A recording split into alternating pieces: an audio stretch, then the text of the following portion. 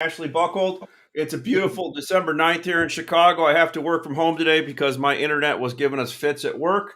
I was just chatting with Matt about that. It's kind of odd, Matt, going into a big building, the Chicago Board of Trade downtown, walking across the floor, hearing it echo because there's literally no human beings in this big building. How long has it been like that? So the office that we just took over, some of the stuff they left behind was from year and a half ago. You can just see the calendars where they're open. It's almost like you walked into a sci-fi movie. Yeah. And they just Is left. that from COVID? Is that just vacancy from COVID? Yeah. So this guy had a 10,000 square foot office with 100 employees, and they just decided they're going to do it from home. And he's got a lease for a couple of years, so he's piecemealing it out to a few people. Gee whiz.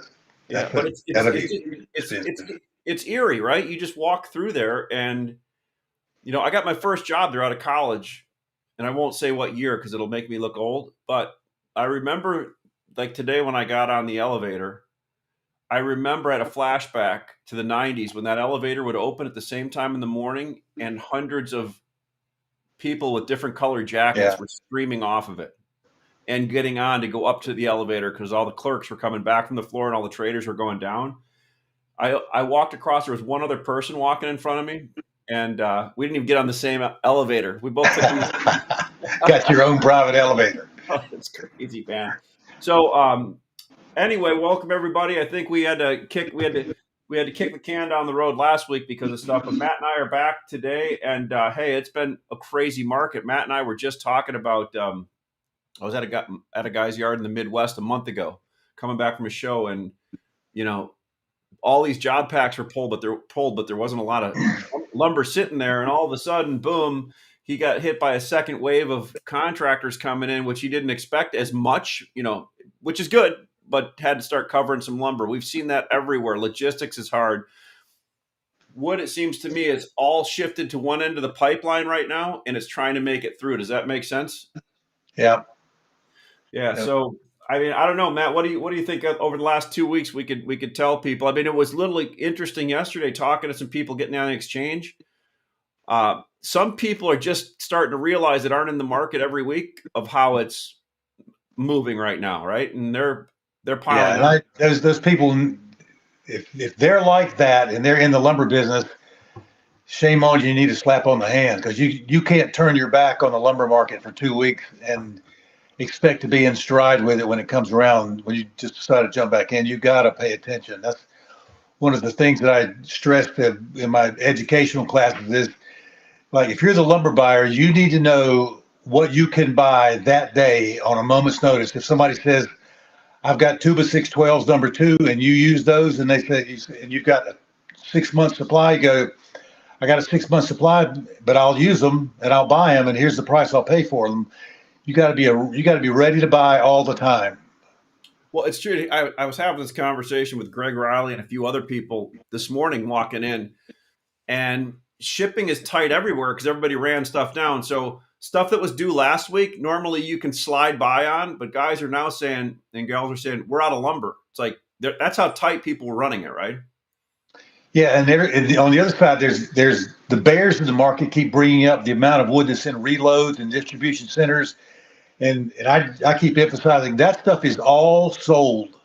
Yeah. It's not, there's this, I don't think I've seen a market like this this busy that has so little spec inventory in it. And I don't know if probably ever. I mean, wholesalers are light wood, distribution's light wood, it's liquid. It's very liquid. Here's one interesting thing, though. Talking to a couple big contract yards that get contracts shipped to them, the big that are on contracts at the big mills every month. All their contracts are shipping like clockwork on time. The ones I talk to. Right. So when everybody says there's shipping issues, truckloads for sure, right? When you're trying to get a truck from point A to point B, but it seems the cars are flowing pretty evenly right now, which is great. Yeah. I think so. Yeah. So let's talk a little bit. I was reading your how to spot a buy and supply chain blessings. Anything there you want to cover from the one you put out today? Well, it's actually how to spot buy, which is how to spot buy. Yeah. Yeah, and what I wanted to stress to people is like everybody doesn't do what I suggest they do. Thank goodness all the time. But we've been talking about since the end of we were looking for a pullback in October that didn't happen. So at the end of October, my comments were like, okay, October didn't pull back, but that doesn't negate the fact that 90% of the time from November through February, the market rises. That irregardless of what happens in October or September, that happens. And that's just the statistic. You don't want to argue. You don't want to fight against a 90% winner. It's crazy to do. But we were looking at $800 Southern Pine 2x4s and $600 2x4s in spruce, and nobody liked the price except the builders, who were buying it for 3 months out and just committing and committing and committing and filling everybody up.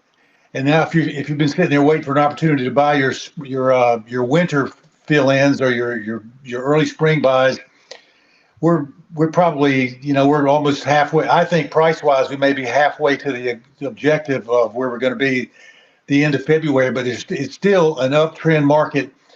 And you got to figure out if you haven't done it yet, what are you going to do? And even today, I mean, the futures were up $30 yesterday limit, $45 today limit. Cash was up $100 last week. It's probably going to be up at least 50 this week. Could be up another 100. So what do you do if you missed it? I mean, you still come to the market and you say, well, I still need to buy this week. The best advice I can give you is there are so many places that still change this, particularly wholesale distributors don't change their prices until they get Random Lengths print on Wednesday and or Tuesday night and Thursday night. So the best thing you can do is in a spot market like this that's going up is to buy it early as you can. I mean, come to work on Monday. And even if you're right now, if you're looking at your needs and you say, well, I can see some things that I need for 3 weeks, it's going to be higher in 3 weeks. So the best thing you can do is buy quickly, buy early in the day. I mean, it makes a difference in the time of day that you buy. Like if you're on the cusp of the next print, then mills or wholesalers are going to be a little reticent to give you a current price they were quoted the day before. They're going to want to try to get that increase and anticipate what it's going to be. So, Monday morning, get what you need bought for that week and try to look ahead as far as you can, at least a couple of weeks out if you don't want to build inventory, but just be ahead for a couple of weeks. Keep going up. One interesting thing. So a lot of these big buyers now, a couple interesting things are happening, right? Big buyers and big sellers to contractors and to large publicly traded home builders. They're not doing quarterly stuff as much anymore. They're doing month to month, right? So well, that's how they're getting their lumber locks. And what they're doing is they're buying 3 months worth of lumber at a time. Mm-hmm. That's why we got an October surge. That was builders buying 3 months worth of wood because they go to their building supply, their LBM, and they say, I need a 90-day lumber lock, and they say, can't give it to you. You say, well, how about if I buy 90 days worth of lumber? So they did that, and now they've got all this lumber committed. Granted, it's not paid for, but it's obligated. And the problem for builders is, which could be a problem in the future, is you get 250 homes sitting there waiting on a bathtub, and you got $200,000 a piece in cash tied up in the land and the labor and the product so far, and you're just waiting for it to close so you can make your 50 grand or 70 grand, and you can't do it. Then you got cash tied up. So I don't know how that's going to play out when first quarter rolls around unless the supply chain starts to loosen up a little bit. So I was talking to Matt Beamer and Greg yesterday, and our real thing is, some of the astute traders have quit buying now, and they're sell only. There's ones that have built inventory because they're making some dough. Are we stealing business from the future if we're building this inventory right now? That's a question. Well, I think it has stolen it. It's just pre-bought it. But the problem, the issue for the market's going to be at some point when the builders start to say, okay, I've bought my 3 months worth of wood. Now I'm ready to buy. I'm ready to take delivery. And the suppliers the same way. So, okay, I got 3 months worth of inventory. Now I'm going to take delivery. What that's going to equate to is less orders coming to the mills.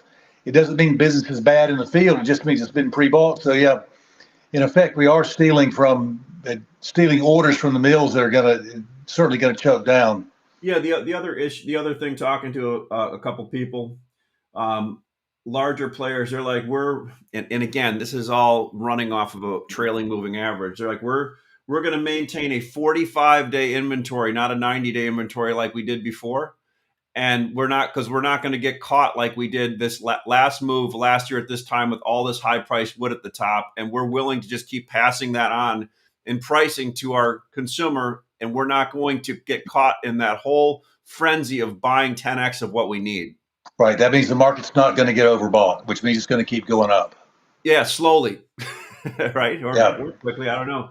Yeah. The only way the market it goes down when it's being underbought, when the inventory is shifting from the consumers to the mill, and it gets overbought when it starts going down. Once it gets overbought and the inventory shifted to the hands of the suppliers, which is what we're doing now. The lumber's moving to the hands of the supplier, and it's backing up. And so those guys that are only going to have 45 days worth of inventory may get a chance to buy it a little bit cheaper once as the 90-day suppliers start to absorb theirs.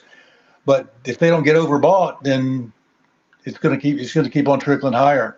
Well, it'll sure put pressure on distribution, right? Because I don't think some people can run it 45 days, right? Especially when that's a trailing average. 45 days. When half of that time is waiting for a shipment. Yeah, no, exactly. And that's the feeling I'm getting from the pressure that I see when you have stuff that's, a week late, or the same week of shipment, the guy's calling you 20 times saying he's out, right? I talked to a truss guy yesterday. He's got wood that's 90 days late. Just truckloads of southern pine. They're 3 months late, like MSR, things like that. He's bought it twice since then to replace it, but that's an extra load of lumber that's bought, and it's gonna at some point it's gonna show up, and it's gonna be double bought. He'll be double bought for that. Right. So let's look at your first 12-month forecast here, off the December. You want to look at the December 6th one, or do you want to look at the? Let's look at whatever Nick pulled up here. Yeah, that was yesterday's. That's good. Okay. That's a compacted chart that shows you 2020, 2021, and projection through 2022, and it has the forecasted decision points that or suggest a place where the market's going to make a turn, either up or down, and the FTP, the black line, suggests the direction at that turn. But as you can see, like in October, back at week number 28, where it looked like it was supposed to the other way, the one at 37, I think is what I was looking at. That was forecasted to fall. That was the October one, and it rose through that. So, but then we just got right back on track at week number 45, and we're tracking higher. The next thing that's going to happen in the market should be a year end. I call it it's a January just confusion, where some of the market people have bought for year end to try to beat year end or avoid year end inventories, and they're trying to buy for delivery after the first of the year, which isn't difficult to do now. You can buy after the first delivery pretty easily. But the first couple of weeks of January are usually a little soft and sloppy, and then February goes up. And so that's when we're looking for this thing to. I'm pretty confident in saying the market's going to be up through February, and I'm beginning to feel like, Ash, that what we may see differently about this year is an early peak, because so much lumber's gotten pre-bought. There's going to be a little bit of new production coming on. There's less lumber going to China, more lumber coming from Europe. I think we have an opportunity for this market to peak in March rather than May, and for 2022 to be ultimately a bear market year. Well, let's take a look at your Southern Yellow Pine, page 4 from December 6th, real quick here. And basically your comment on that was, last year Southern Pine gained $475 over the coming 6 weeks. Large home centers loaded the treater boat. No one expects a repeat performance, and so far treated inventories in the field are light. We should expect increased buying due to this preparatory cycle. The magnitude is questionable. Great points. I mean, are treaters doing anything right now? Yeah, they started this week. A guy called me yesterday, the same guy the trust guy told me yesterday, said, "What did you do with all the 2x6s?" He said he put He put several trucks out of 2x6 number one, just different assortment length, to 13 people and got no quotes. None. In 2 days, he got no quotes. And that was the North Carolina North Carolina component manufacturer that was looking as far west as Alabama, Mississippi, and got no quotes. Interesting. And that's clearly a treated play. Yeah, for sure. Real quick, let's go over to the OSB forecast. I was going to go through spruce and green and US, but it looks all kind of similar, Matt. I mean, the OSB is interesting. Yeah. I heard on our sales call this morning when we were kind of talking about what we heard yesterday, one of our guy, Bob, basically mentioned he heard some people telling him that some of their contracts are starting to get stretched late, which that's the first I've heard of that. Maybe that's shipping related, but OSB is usually the second thing to make a move after everybody's locked their pricing down on their lumber. But your chart kind of shows it could be a slow and steady grind up. Does that make sense? Yeah, and I think it's kind of one of those things that you look at what that trend does. It just doesn't give you a chance to get in from wherever we are starting last week. And we for that flat spell we had back through the summer, we actually managed to hold on the prices, that not necessarily trend higher, but maintained that $400 level for 7/16 everywhere, and people wanted that 250, 200 chance to buy, but that looks like that's going to be it for a while. But I still don't think OSB's recovered from its glue and resin problems. It's just not moving fluidly. I talked to some builders that have had to outsource going to Home Depot and Lowe's to get 7/16 and some flooring. And we're at the end of the season. We're not even in the beginning of the season when it's busy. We're at the wrap it up time of year, and things are still not. OSB just still isn't. It never got just really abundant. So I wouldn't be surprised to see the same thing happen last year, that when Home Depot was basically the secondary supplier to the market all year long, that if no reason why they wouldn't want to do that again this year, just to be able to be in control of the product. Let's switch over to your framing package index here.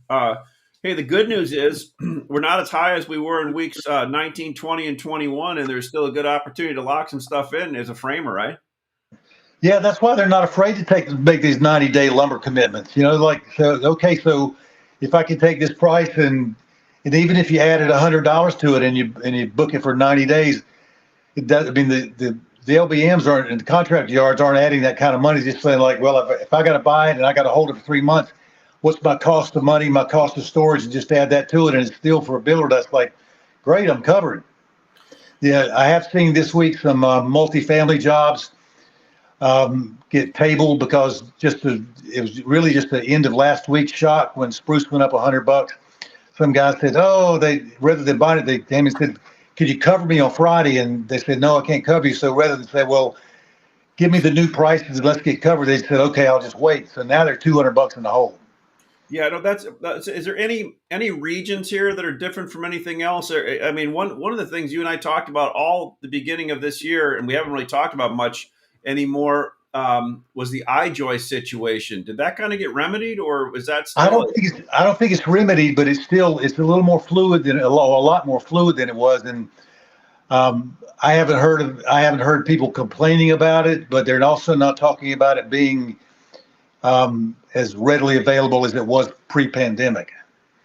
Gotcha. So the floor stress guys are still booked as far as they want to be booked. So what? So we talked last time about you getting more into the education side of things. Where are you at on that? Are you setting up any more groups getting together, or let's? Yeah, I'm working on a new curriculum right now to kind of simplify it and get rid of the stuff that's the things that I was using to forecast the market. I think I was just giving too much information. It wasn't necessary. I think I kind of overdid it, and it's really a lot more simple than I probably made it out the first time to do. So I'm going to try to simplify it and probably have something going after the first of the year, but just rethinking it. But it's I've gotten a lot of good feedback from people. I cut a lot of pricing out of my publication, basically just reporting on number 2 random length dimensions, 8 to 16, 8 to 20, depending on what the item is, 2x4s through 2x12s, except in these 2x4 and 2x6s.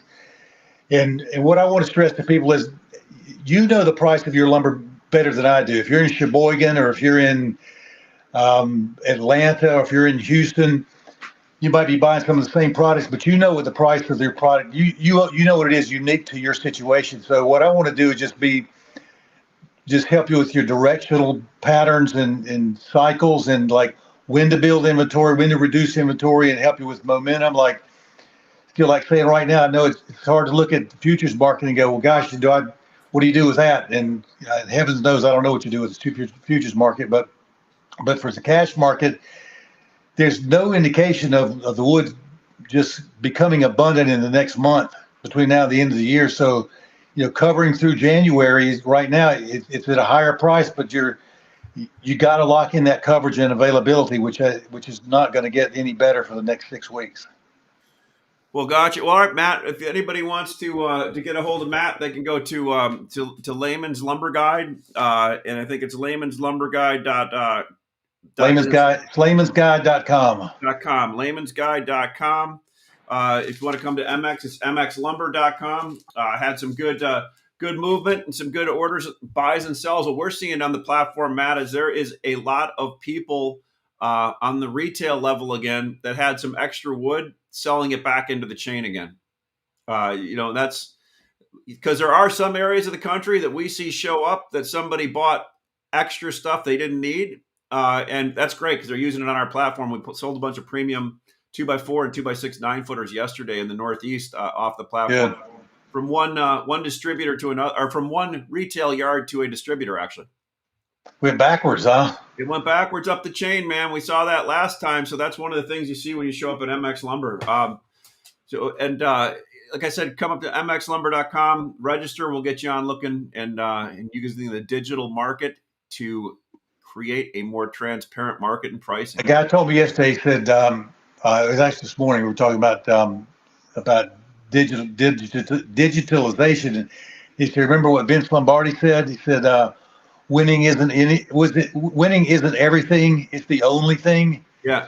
And he said the same thing about the digitalization of the lumber market. It's not everything, it's the only thing. It's the way we're going. So, as much as people are still hanging on to doing the old grandfather's way and making the phone calls and the personal relationships are great, but Sure. the speed and transparency of the digital market is, whether you embrace it or not, you need to get familiar with it. What do they say? What's the other quote? Or second place is just the first loser. Yeah. Yeah. All right, Matt. Well, thanks for showing up today. We'll look forward to seeing you guys next week. Come and look at our LinkedIn page. Jory will put out for our Friday Smart Market tomorrow. I believe we're having. We always have unique guests on there that are movers and shakers and change agents in the industry. So look for that, and we'll look forward to seeing you all tomorrow, and then Matt and I next Thursday. Have a good weekend.